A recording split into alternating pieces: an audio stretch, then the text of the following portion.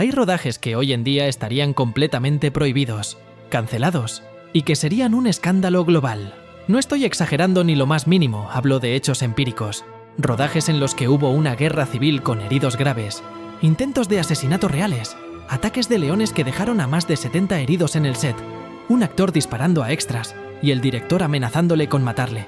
Pero tranquilos, que eso es solo el principio. Después de esto, no volverás a ver tus películas favoritas de la misma manera. Lo más fuerte es que no hablamos de accidentes, hablamos de rodajes que ya de por sí eran un delirio. Directores que decidieron rodar en medio de una guerra real, usando cadáveres humanos auténticos comprados a profanadores de tumbas para decorar el set, mientras el protagonista sufría un infarto y el director amenazaba con pegarse un tiro si no lograba terminar su obra maestra. Prepárate, porque hoy vas a ver lo que puede llegar a hacer un genio atormentado, con tal de sacar adelante su obra maestra. No hay nada por encima de esto.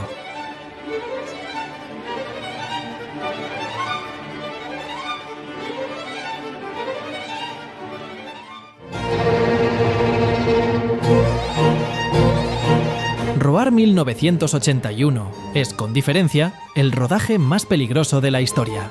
Se promocionó con un eslogan aterrador: ningún animal fue herido en esta película, 70 personas sí lo fueron. Todo empezó cuando el productor Noel Marshall y su esposa, Tippi Hedren, visitaron África en 1969. Tras ver una casa ocupada por leones, decidieron rodar para concienciar sobre su protección. Al intentar alquilar animales en Hollywood, los expertos fueron tajantes: era imposible. La solución de la pareja fue criar a sus propios leones. Empezaron con un cachorro en su casa y terminaron en un rancho en California con 150 grandes felinos sin entrenamiento ni medidas de seguridad. Lo que debía ser una filmación de 6 meses se convirtió en un calvario de 11 años. Marshall no quería animales entrenados, quería comportamiento natural. El problema es que el comportamiento natural de un león de 200 kilos es cazar. No hubo muertes de milagro, pero los heridos fueron tan constantes y tan brutales que parece de coña. Jan de Bont, el director de fotografía, fue atacado por un león que le arrancó literalmente el cuero cabelludo. Recibió 220 puntos de sutura y, tras recuperarse, volvió al set para terminar la película. Melanie Griffith, hija de Tippi, sufrió un ataque por la espalda. Las garras le desgarraron la mejilla y la frente. Esa toma está en la película. El terror en su rostro es real. Necesitó 50 puntos y cirugía reconstructiva. El propio Noel Marshall fue mordido más de 11 veces. En una ocasión, un león le atravesó la mano con los colmillos y él se negó a ir al hospital. Desarrolló una gangrena tan severa que estuvieron a punto de amputarle el brazo. Tippi Hedren no tuvo mejor suerte. Un elefante le rompió el tobillo y, tras mordeduras en el cuello, una infección por estafilococos casi le hace perder una pierna. Como si los leones no fueran suficientes, el rodaje sufrió catástrofes dignas de una maldición. En 1978, una inundación masiva rompió una presa, destruyó los decorados, mató a varios leones y perdió gran parte del metraje. Poco después, un incendio forestal azotó la zona, y Marshall tuvo que evacuar a los felinos mientras las llamas rodeaban el rancho. Estos desastres estiraron el rodaje de 5 a 11 años. ¿Cómo se permitió esto? Marshall y Hedren invirtieron su fortuna, $17 millones, dándoles control total sin supervisión. Al rodar en su rancho privado, operaban lejos de los sindicatos. Marshall prohibió entrenadores bajo la filosofía de que los animales debían actuar por amor. Cada vez que un león hería a alguien, Marshall aplicaba una lógica de secta: el animal solo está jugando, o has proyectado miedo. La película fue un fracaso absoluto. Marshall y Hedren se divorciaron, y Tippi admitió años después que Roar fue la mayor estupidez de su vida, arrepintiéndose de haber puesto en riesgo la vida de sus hijos por un delirio artístico. Tippi dedicó el resto de su vida a rescatar felinos en su fundación Shambhala Preserve, pero prohibió terminantemente que los humanos tuvieran contacto directo con ellos. En el rodaje de El Resplandor, Stanley Kubrick no solo buscaba la perfección técnica, cruzó una línea ética absolutamente inaceptable. Kubrick decidió que, para que el miedo de Wendy Torrance fuera real, la actriz Shelley Duvall debía vivir un auténtico calvario. No quería una actuación, quería un colapso nervioso documentado. Durante los 13 meses de rodaje, Kubrick aisló a Duvall por completo. Prohibió terminantemente que el equipo simpatizara con ella. Nadie podía darle ánimos, felicitarla o ser amable. Debía sentirse sola, rechazada y bajo ataque constante. El director la humillaba frente a todos, gritándole que hacía perder el tiempo a los demás y que su talento era mediocre. La mítica escena de las escaleras, donde Wendy sube llorando mientras blande un bate de béisbol, es hoy un récord Guinness de la crueldad. Kubrick obligó a Duvall a repetirla 127 veces. Al final del día, la actriz tenía las manos en carne viva de apretar el bate y se había quedado sin voz de tanto gritar. Sus ojos estaban permanentemente rojos por el llanto real. El estrés fue tan devastador que su cuerpo empezó a fallar. El pelo se le caía a mechones. Meses después, al terminar la producción, Duvall le entregó a Kubrick una bolsa con su propio cabello para que viera, físicamente, el daño que le había causado. Pero la tortura no fue solo psicológica. Debido al estrés postraumático, Duvall desarrolló un cuadro de ansiedad física grave, con ataques de pánico y asma crónicos. Su cuerpo ya no distinguía entre el terror del guión y la realidad del set. Kubrick, lejos de apiadarse, aprovechaba sus crisis para rodar, diciendo que ese estado le daba el look adecuado a la película. Incluso los más veteranos sufrieron. Scatman Crothers, que interpretaba al cocinero, casi colapsa a sus 70 años cuando Kubrick le obligó a repetir una toma de diálogo 148 veces. El actor terminó llorando de pura frustración y agotamiento, gritando desesperado. Fue en ese momento cuando el propio Jack Nicholson, que solía aguantar el ritmo del director, tuvo que intervenir físicamente para exigirle a Kubrick que dejara de ser tan cruel con el anciano. Incluso el set pareció rebelarse. El gigantesco escenario del Hotel Overlook terminó ardiendo en llamas debido al calor de los focos. Lo más inquietante es una foto de aquel momento. Mientras el set quedaba reducido a cenizas y el equipo corría desesperado, se ve a Kubrick sentado frente a las ruinas, riendo. Que Shelley Duvall fuera nominada a Peor Actriz es directamente para cerrar esa asquerosa institución y nos recuerda que la prensa, los medios y ahora las redes sociales no es más que basura sin alma. El Resplandor es una obra maestra, pero el precio fue la salud mental de una mujer que recibió un trato inhumano. Aunque sorprendentemente, la actriz no le guardó rencor a Stanley Kubrick, ni se arrepintió. Como dijo la propia Duvall años después, no lo cambiaría por nada, pero no volvería a hacerlo ni por todo el dinero del mundo. Si creías que lo de los leones era una locura, lo que vivió Jim Caviezel en el set de La Pasión de Cristo roza lo sádico. Mel Gibson no buscaba una representación artística, buscaba un realismo visceral que casi le cuesta la vida a su protagonista.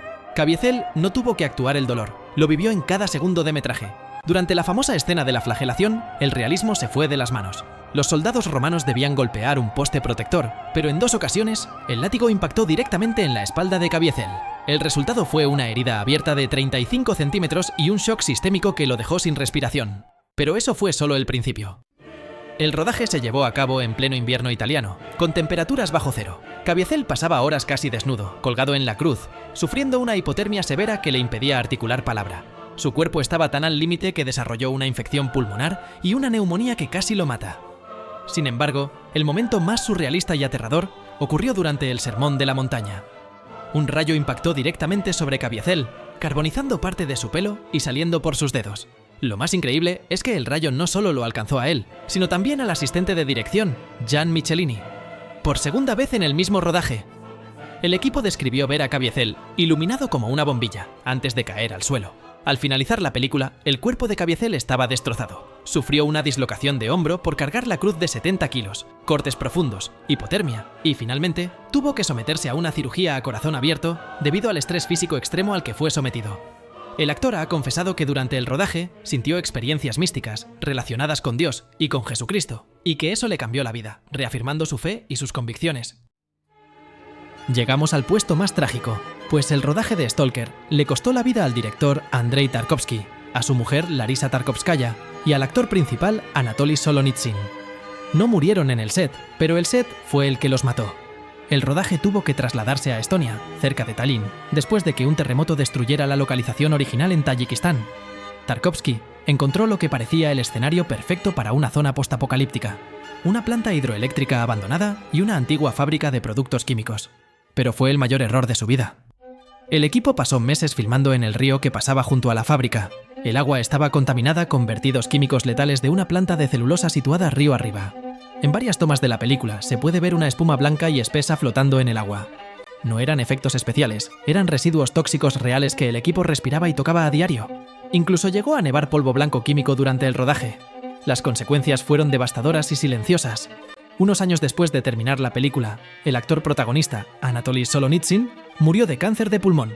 En 1986, el propio Andrei Tarkovsky falleció también de cáncer de pulmón a los 54 años. Y unos años después, su esposa, Larisa Tarkovskaya, murió también de cáncer de pulmón. El problema no fue solo el entorno extremadamente tóxico y contaminado, sino que todo el rodaje fue un desastre absoluto que alargó el proceso mucho más de la cuenta. Tarkovsky rodó durante un año entero, usando una nueva película experimental de Kodak 5247. Cuando enviaron los negativos a Moscú para ser revelados, toda la película salió negra.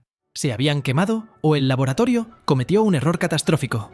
Un año de trabajo y millones de rublos se perdieron. Tarkovsky sufrió un colapso nervioso, pero en lugar de rendirse, decidió volver a rodar la película desde cero en el mismo lugar tóxico, condenando al equipo a un segundo año de exposición química. El rodaje fue tan tenso que el director de fotografía original renunció tras una pelea violenta con Tarkovsky, y debido a un brote de estrés extremo, Andrei sufrió un ataque al corazón poco después de finalizar el rodaje, lo que debilitó su salud años antes de que apareciera el cáncer. Stalker no es solo una obra maestra del cine de ciencia ficción, es el testamento de un equipo que dio su vida, literalmente, por la visión de un director que no aceptaba un no por respuesta. Hay una escena famosa donde se ve un calendario en el agua. La fecha que queda visible es el 26 de abril, el mismo día en que ocurriría el desastre de Chernobyl 7 años después. Un presagio insólito, que consolida a este rodaje como un hito trágico y legendario. Aguirre, la cólera de Dios, es probablemente el rodaje más extremo de la historia. Werner Herzog decidió que la única forma de rodar la locura era sumergirse en ella. Se llevó a 450 personas a lo más profundo del Amazonas sin médicos, sin hoteles y con una cámara que él mismo le había robado a una escuela de cine en Múnich.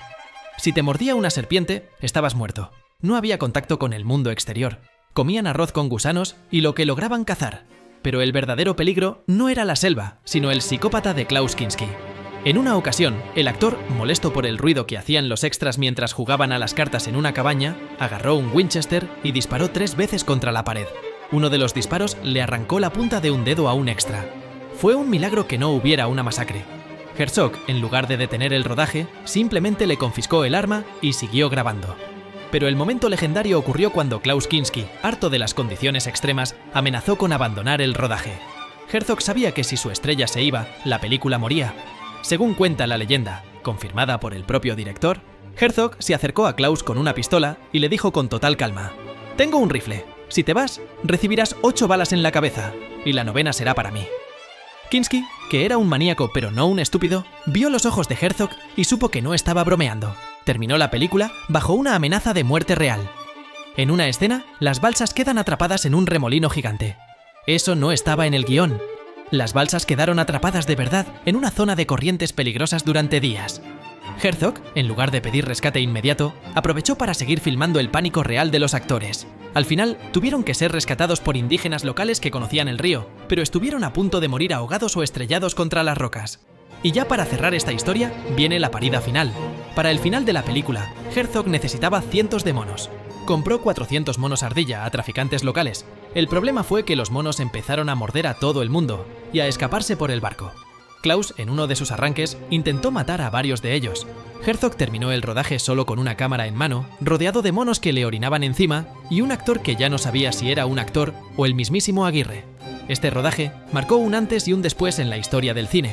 Jamás se había hecho algo tan extremo para filmar una obra, y esto fue lo que inspiró a Apocalypse Now.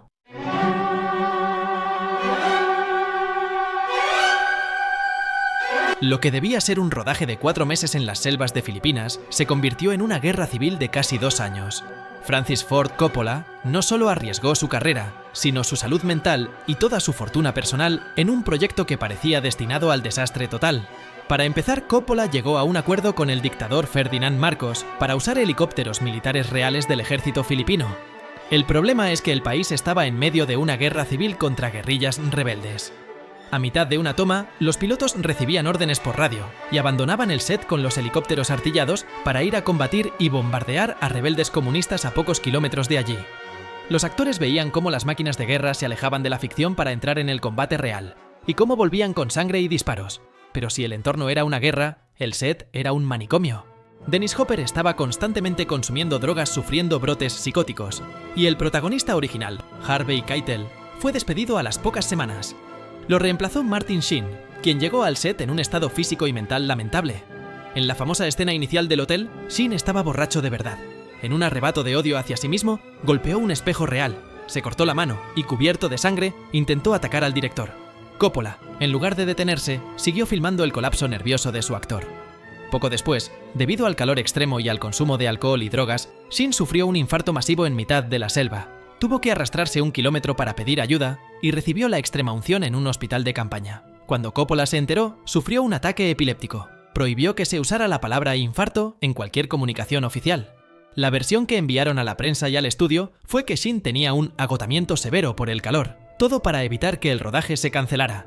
Pero el clima no fue más clemente. El tifón Olga arrasó con todos los sets de rodaje, destruyendo decorados de millones de dólares y dejando al equipo atrapado en el barro durante semanas. Coppola, al borde de la quiebra y habiendo hipotecado sus propiedades para terminar la cinta, sufrió un colapso nervioso y amenazó con suicidarse en 3 ocasiones distintas. Perdió 45 kilos durante el proceso. El caos alcanzó su punto máximo con la llegada de Marlon Brando. Cobró $1 millón por adelantado, pero llegó al set con un sobrepeso enorme, con más de 130 kilos, cuando su personaje debía ser un soldado demacrado. Y sin haberse leído ni una página del guión. Coppola tuvo que rodarlo casi siempre en sombras para ocultar su barriga y pasar días enteros leyéndole el libro en voz alta mientras Brando improvisaba diálogos incoherentes. Pero lo más macabro, y que casi nadie sabe, es que en algunas de las escenas se utilizaron cadáveres humanos reales.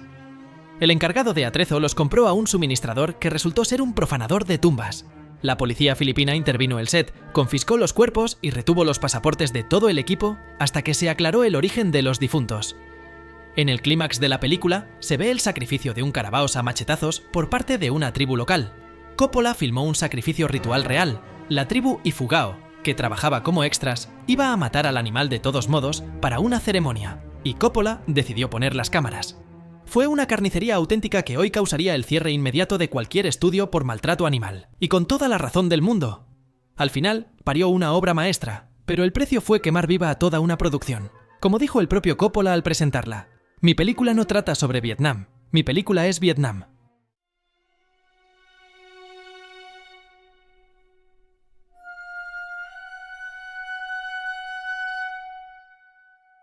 Llegamos al número 1 con La locura definitiva, de Werner Herzog y Klaus Kinski, Fitzcarraldo.